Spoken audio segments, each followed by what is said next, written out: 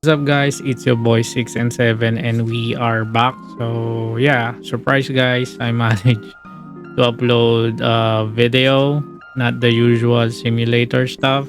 And yeah, I'm still building up my courage, guys, in doing this kind of stuff because I'm really not used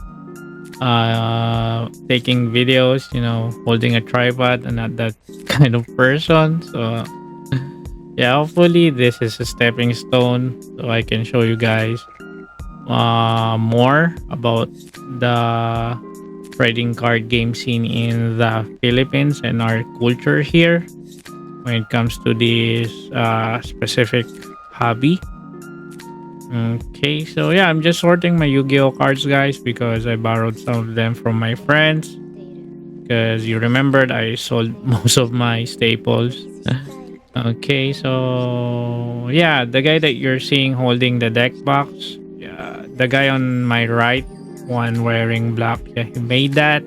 So I think he used like an adhesive to paste, a special kind of adhesive to paste that like metal plate on the deck box.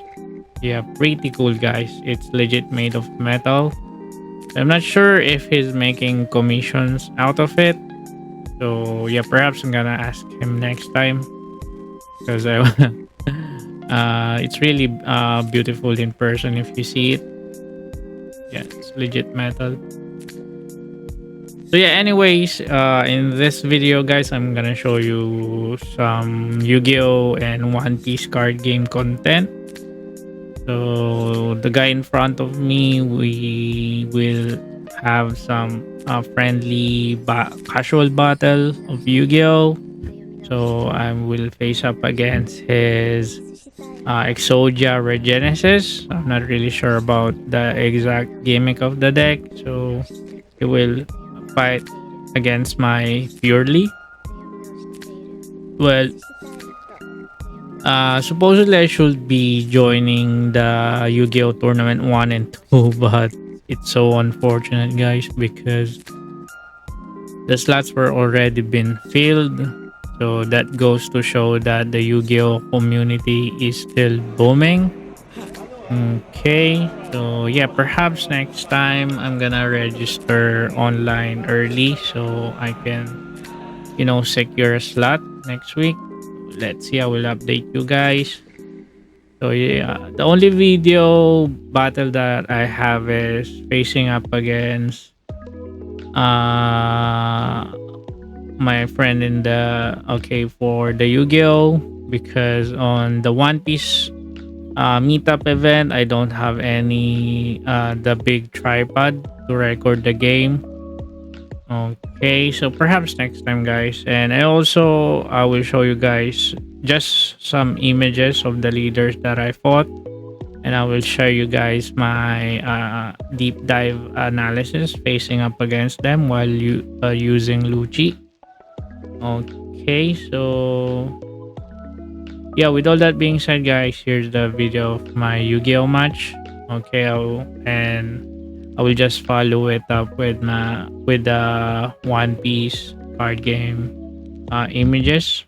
Okay.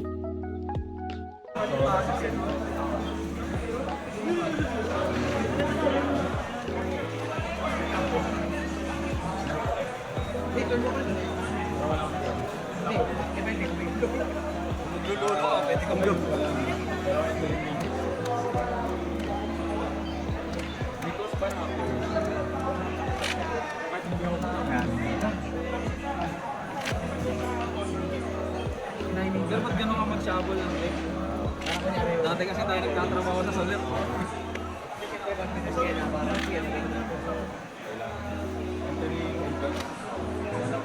Talaga sa din sa main center ni Tan dito.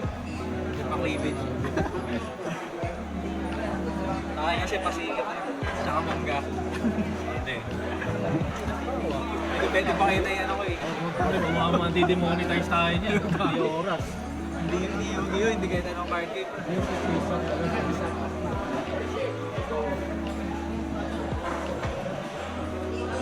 Kalimutan mo gameplay niyo ang shit. Drop mo kanina. May bakit ako tayo. Kalimutan mo na gameplay niyo.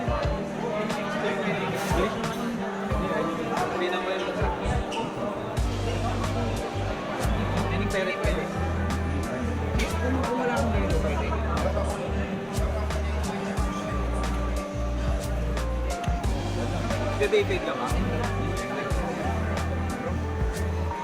Please.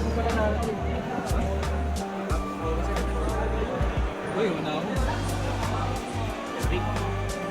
Tignan ko muna kung may ingat. Ay, butang ina. Butang ina. Follow. Drop face. Standby.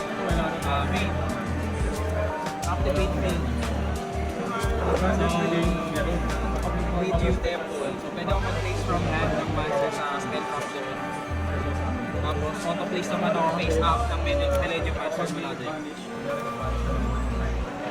Yung place ako, tapos auto-place. Tapos na-place ka? Okay. So, isang sequence yun. So, ito yung pagkakala niya. So, effect naman ng Millennium Shield. Pay 2K or build. Yan, wala na effect yan. May 2 kay Bill. Pay 2K ng Millennium up to 4 Anyway, dinideclare naman yun eh. Pay 2K. Okay. Another. Place. Effect naman ng Sentinel. Ganon din, pay 2K or reveal ako ng Millennium. Ito naman, invest na yung cross. Answer na lang. So, effect. Pay 2K, 4K na lang ako. SS, at ako na Millennium Monster. Millennium Monster, ito ang maganda nito sa Millennium Monster. May picture ng Millennium Monster. Effect. Start ko lang siya. At ako na Millennium. Millennium up.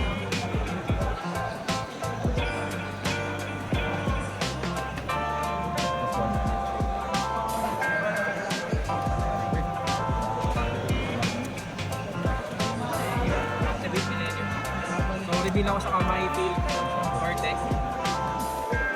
Balik sa deck yung mga Millennium cards. Kasama yung ito, Millennium Long. Maliban sa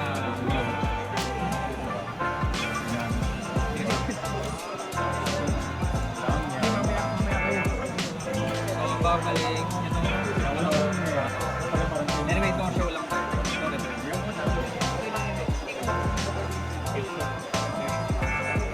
So, effect niya, negate naman na similar na block. Tapos every standby ko share lang 1K. So, attack niya is depende kung ano life points ko. Ngayon is 4,000. Technically, pag umatak ka, umatak gamit ko 4,000 lang. Tapos every time na attack siya, kasi permanent na 4,000. Tapos, end phase, declare ako either end phase. Set lang, declare ako na end phase.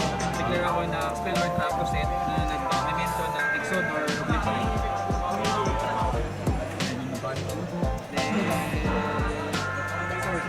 Declare ako end phase.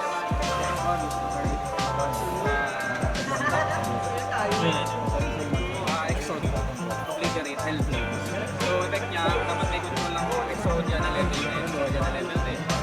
Destroy all cards or opponent control. All cards.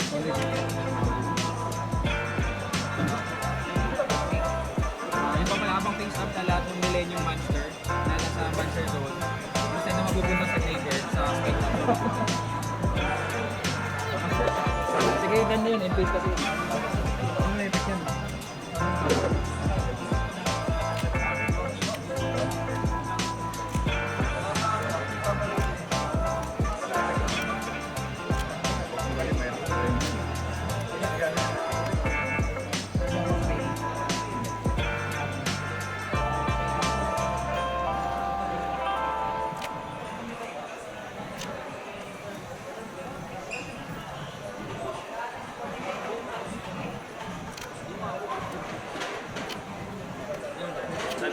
Good na ako.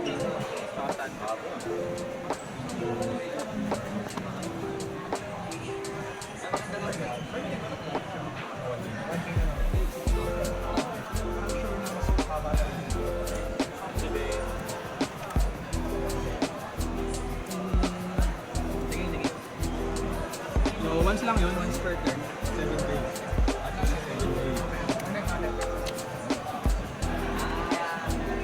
Pwede ka pa rin mag-upload. Unless once per turn nakalagay dito. Lahat nung purely quick play. Master. Sige. Control. May 3-5 kasi na control. Up pa 7 days.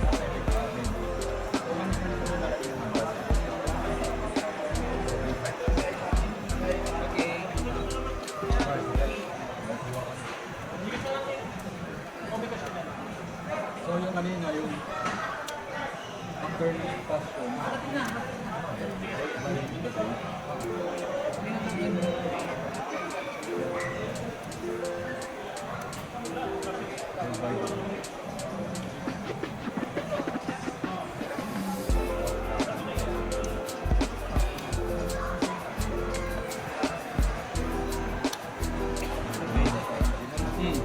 There's tayo LP. Pag nag-resolve. Tapos, nasa sa purely sa atin. Start off. So, ano ka na? Balik up time.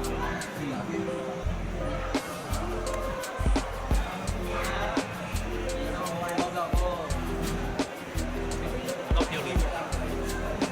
Except quick.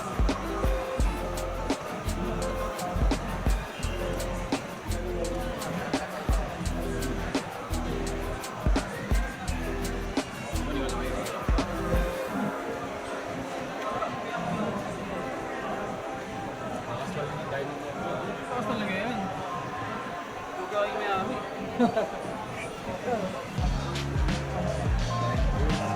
Hindi na wala kang sinabi ko.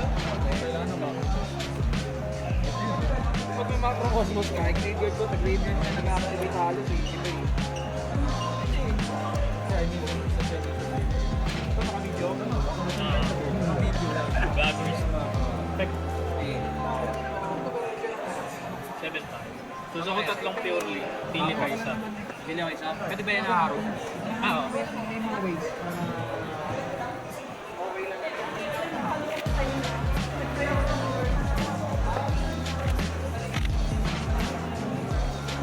Ganun.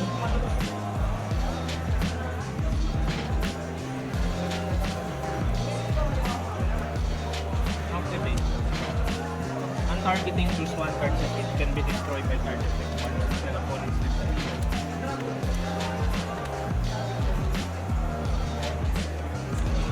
Effect target. Next wave. Effect after damage 10. Adopt your link card.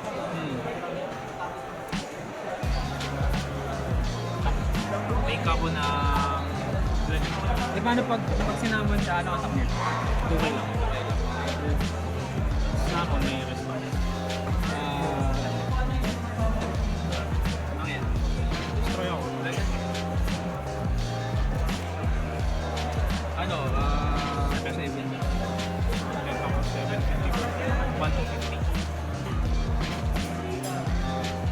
Chain build.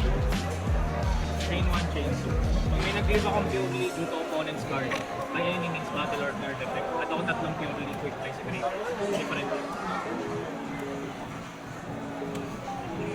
Effect. Adopt your card. Di ba nag-normal doon? Wala pa akong making mag-normal. No. Session kanina. Ah, nice.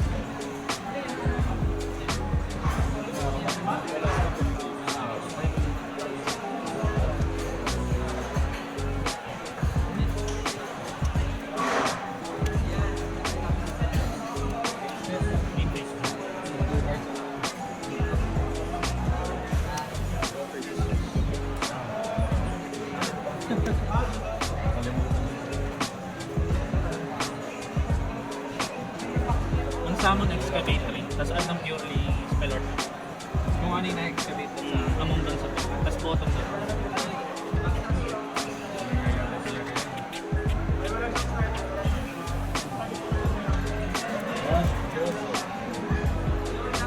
Same, response.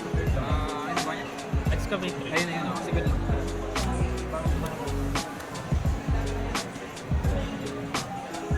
Buti na lang hindi purely yung drop. Effect. Reveal ako quick play sa kamay, then XYZ ako.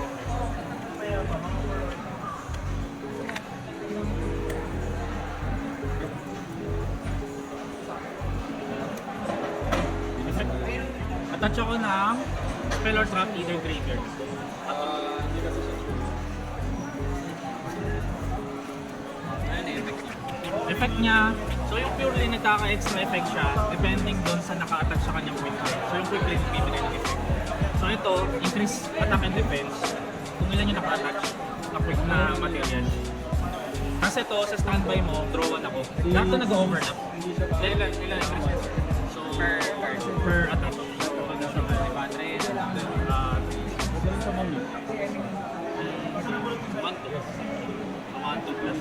Then ito, send ako 1/3 sa field cost ko. Attach ako 1/3 sa field ko sa cost.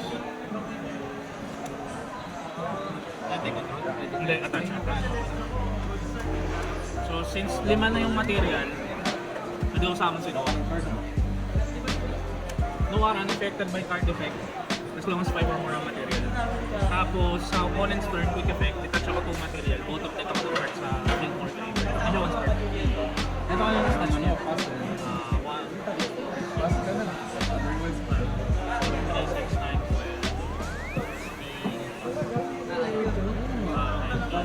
Plus 1 na.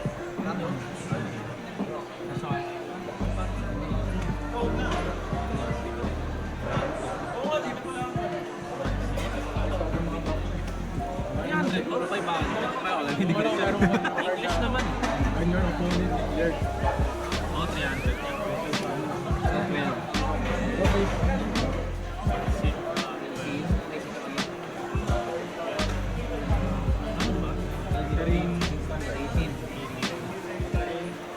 Bali na lahat. 290.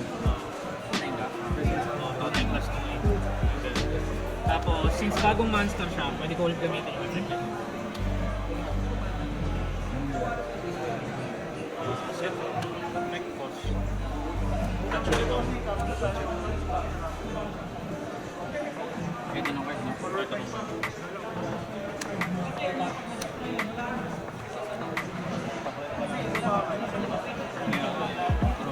Stand back. Draw no.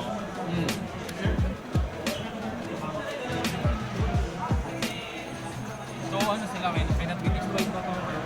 Unaffected by activating card effects as long as 5 or more yung material. Pag bumaba ng 5, pwede na. Ano increase niya? Attack defense? Attack and defense. Alam ko ito.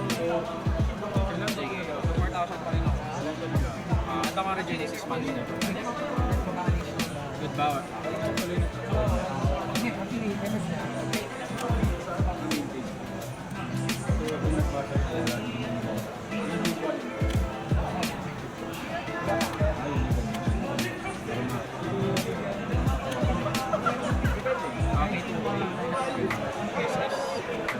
Mas pagka-SS may effect pa yun. Ha? Pagka-SS may effect. Wala. Pag nandito siya, doon siya mag-ano. Pagka-add doon siya na SS. So hindi siya na-permanent. Dito siya spell card. So, chain 1 siya dyan. Oo. Okay, mas pasaw. Ano yun? Hindi. Hindi, nabutan. Gagana pa rin. Nasa reso? Oo. Target ko din. Wala pa tayo reso. Ayan. Ako una mag-reso. So, nabutan. Okay.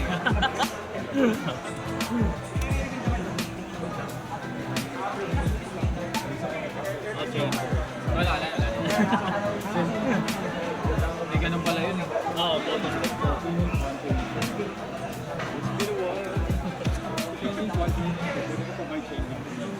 Side ba? Hindi na. Okay, so now we're going to the One Piece meetup event. So yeah, the first game I fought against Roronoa Zoro, the new leader in OP12, and all I can say is yeah, this deck is just too much. So you can really see the meta aura facing up against this deck. So usually when I'm using Robluce, I always prefer going second because that's my preferred curve because of my build. I think I'm always in favor when your curve is 2, 4, 6, 8, and 10 because on the exact 10 curve you can summon Kuzan instead of if you're going first, yeah, you will go to 9.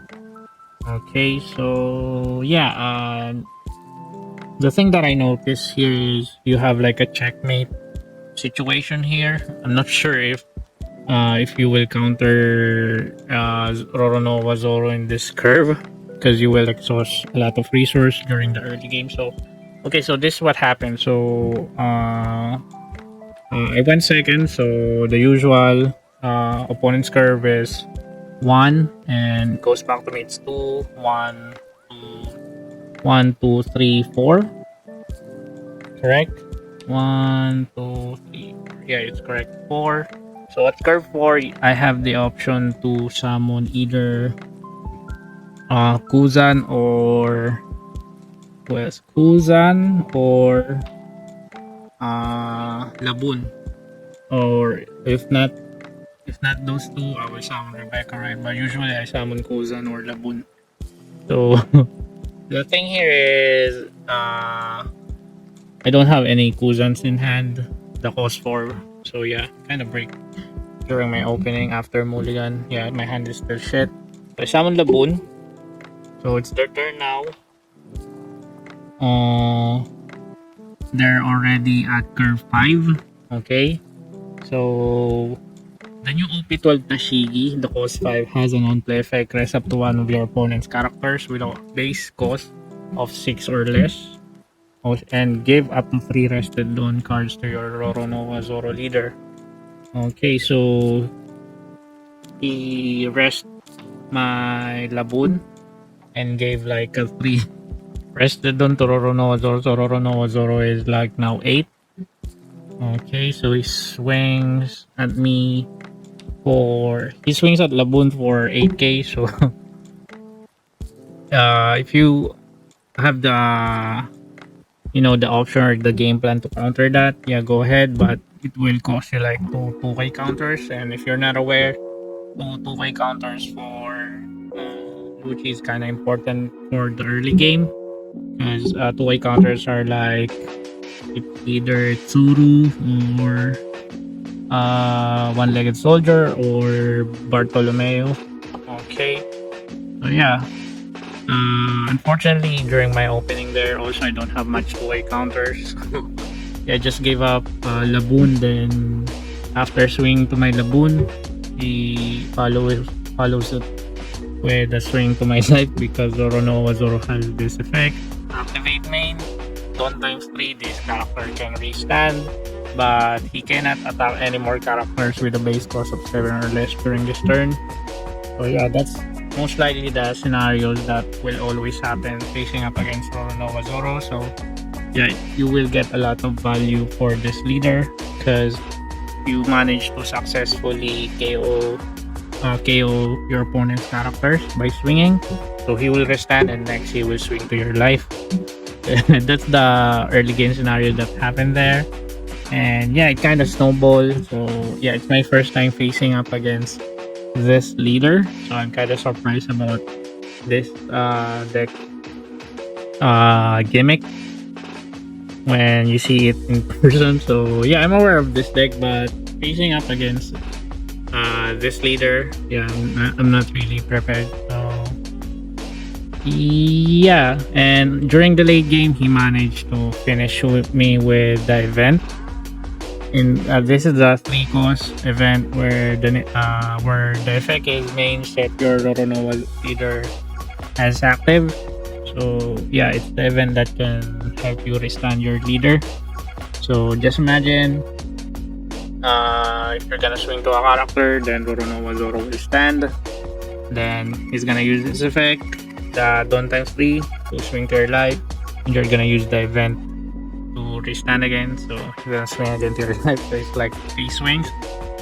So yeah, with all that being said, guys, Roronoa Zoro is really a legit meta going in the OP12. So perhaps many players will use this in the Grand Asia Open. So I really need to prepare facing up against this leader. Okay, so yeah, and also he is the champion during the meetup event. Okay, so that goes to show. Yeah, despite the Roronoa Zoro pilot, it's like his first time piloting the deck also. So yeah, despite not having that deck mastery, he still manages to win. Okay, so that goes to show that this leader is really powerful. Okay, so next is, what do we have? Oh yeah, so next is we have I fought against Red Sanji. Okay, so what's the effect of Red Sanji again? I think this is the leader that gives some sort of crush. Okay, so Sanji is activate main once per turn, so up to one of your characters without an own play effect. And with a cost of 8 or less, gains a rush during this turn. So yeah, the thing here is facing whenever I face up against aggro decks, well, notoriously against red aggros, I make sure that I have Robluchi in hand because the nature of red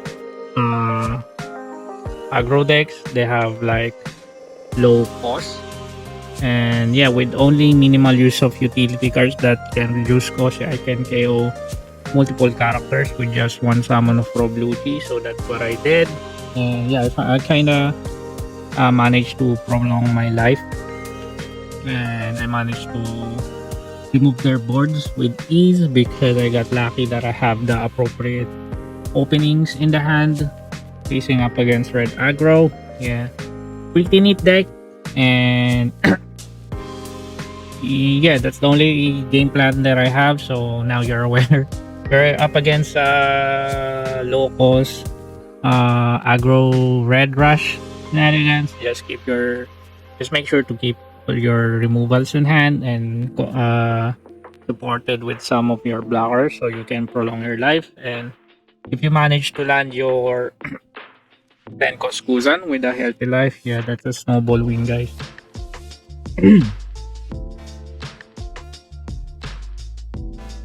Okay, so next, the last match, I fought against Red Yellow Belobetti.